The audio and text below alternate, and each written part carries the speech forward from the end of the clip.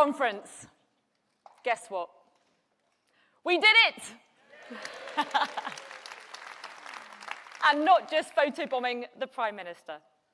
We helped kick out the Tories, we elected 72 MPs, and now we are the largest third party in Parliament in a century.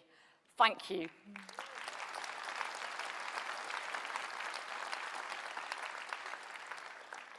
Thank you for every leaflet that you delivered. Thank you for every person, every resident you spoke to. And thank you for every penny that you donated. This is your win. Now, over the last few years, we've been on a winning streak. It started in Chesham and Amersham, where we knocked out the first brick in the blue wall. Then we won in North Shropshire, where we burst Boris's bubble. In Tiverton and Honiton, we showed Boris the door. And in Somerton and Frome, we demanded an end to the Conservative circus. Turns out those stunts were pretty tame, right? Those 4 incredible wins were all down to you. And on general election night, as the results came in, it was such a special moment to learn that all 4 of our amazing by-election winners had won their seats again.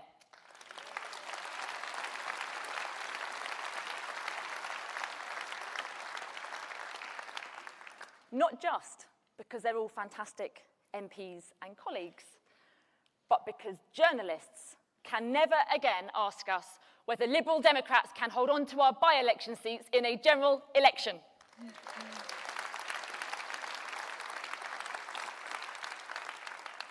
But conference winning these by-elections and then winning on such a scale in the general election was never a given. Back in 2020, just after I became deputy leader, I remember one of my very first conversations with Ed, and it was quite sobering. He said to me, "Daisy, we both know we've only got 11 MPs. But when you add up our majorities, do you know how few votes stand between us and extinction? Our majorities add up to 69,664 votes. If we lose just half of those votes to the Tories, we will be wiped out." Conference, since then, I have held that conversation in my mind every single day. During every media interview, during every canvassing session, during every local party fundraiser. But until now, I haven't shared that conversation with a single living soul. Why? Well, because conference, we didn't want anybody to know that we were in survival mode. After boundary changes, we were notionally on 8 seats. Just 8 seats between us having a parliamentary party or extinction. But here's a new number for you. Our 72 MPs now represent 7 million people.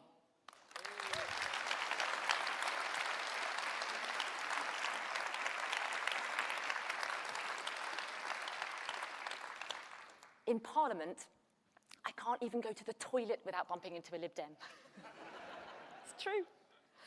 Anyway, now we have 72. What are we going to do with them? Well, first and foremost, the top priority in Parliament for our 72 Liberal Democrat MPs is being champions for our local health and care services. And there's a very simple reason for that conference. It was the #1 issue that came up on the doorstep. People struggling to see a GP or a dentist, children waiting months for mental health assessments, people waiting for cancer treatment or hip operations, devastating stories of ambulances that didn't arrive until it was too late. Our NHS pushed to the brink, our care services in crisis. So when my team and I set out to develop our key manifesto pledges, we did so knowing that our ideas on health and care could not only transform our electoral prospects, they could transform people's lives. Because, conference, that is what good health and care services do. They transform people's lives. And I should know, because they transformed mine. You see, 12 years ago, I was rushed to hospital. A few weeks in, I was told that without major surgery, I had just 4 days left to live. My weight had dropped to around 7 stone. My eyesight was failing. My heart rate had plummeted. And my arms were black and blue. I was fed only through a feeding tube. But it wasn't the prospect of major surgery that upset me. It was what they said next. Even if you survive, Daisy, even if you recover, you'll probably never work again. Your Crohn's disease is so aggressive. At most, you might be able to work 1 day a week, but nothing too stressful.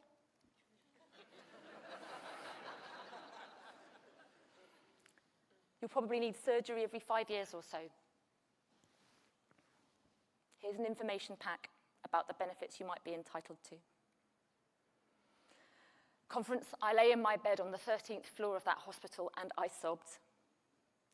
I sobbed and I sobbed and I sobbed for 17 hours straight. It felt like my world had fallen apart.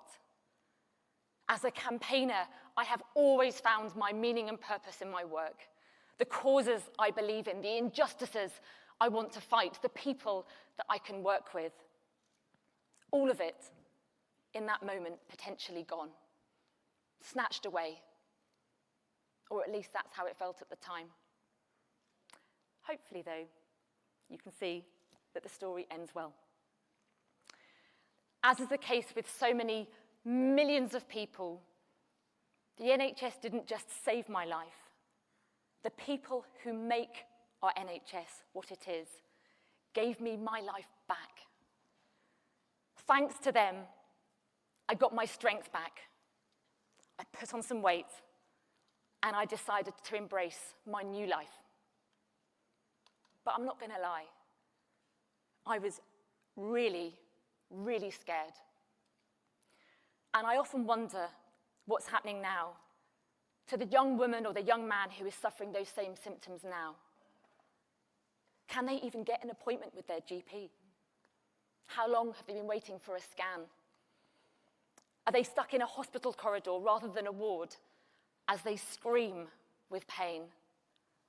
Do the staff have time to hold their hand, to explain the disease, to help them wash?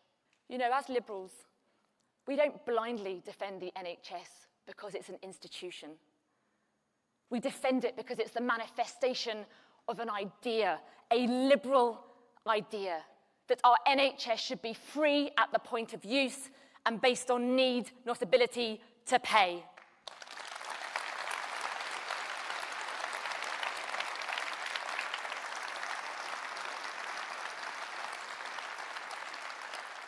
And we, conference, we campaign for it because health is about individual freedom.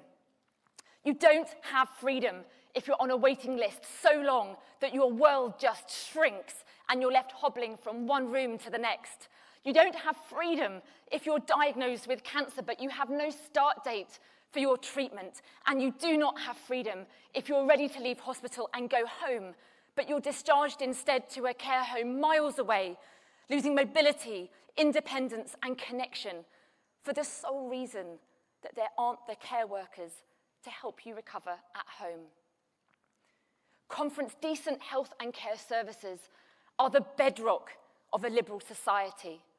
That's why we put health and care front and centre of our general election campaign.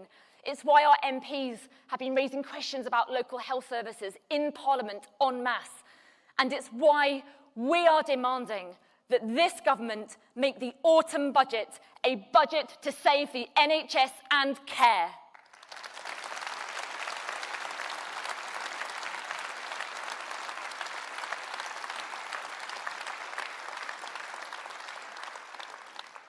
Conference, it is hard to overestimate just how bad the situation is. The Conservatives' legacy could not be worse. They've left the nation's health in a terrible state, ripping away people's freedom to live their lives to the full as they choose. Do you remember what they promised? The Conservatives promised to recruit 6,000 GPs. They promised to build 40 new hospitals.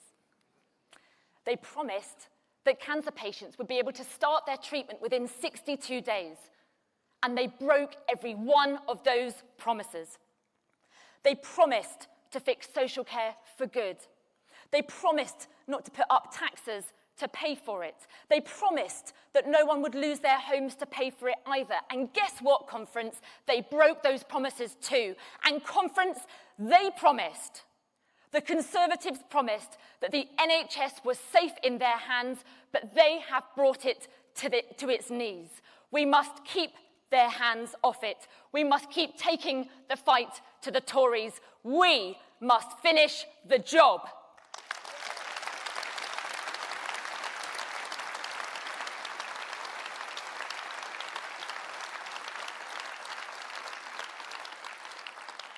But Conference, we have a message for the Labour government too. The NHS was a Liberal idea, driven forward by Labour, designed by Beveridge, delivered by Bevan. So Wes, if you're listening, take up our ideas or put forward your own. And if we support them, we'll back them. But if we do not see the right level of ambition or urgency, we will hold your feet to the fire.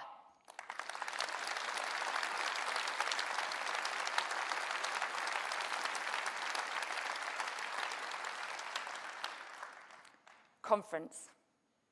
We, Liberal Democrats, must continue to campaign to save our NHS and care like our lives depend on it, because I know, and we know, that so many people's lives really do. Thank you.